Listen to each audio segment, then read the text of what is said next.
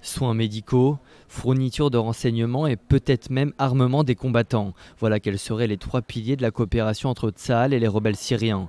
Selon un rapport cité par nos confrères du journal Haaretz et remis au Conseil de sécurité, une étroite coopération se serait progressivement mise en place entre l'armée israélienne et les forces hostiles à Bachar al-Assad.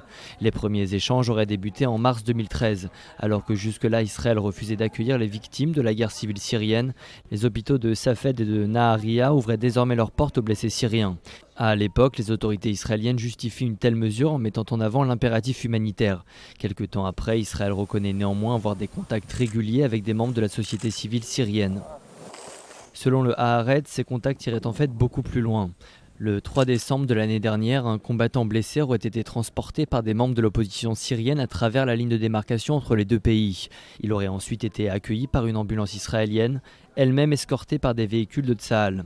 En novembre, le même procédé se serait reproduit plusieurs fois et plus de 10 blessés auraient ainsi franchi la ligne de démarcation. Selon Damas, Israël appuierait activement le front al-Nosra dans sa lutte contre le régime d'Assad. Le mois dernier, la communauté druze israélienne accusait le gouvernement de soutenir les factions les plus radicales des milices sunnites syriennes, État islamique inclus.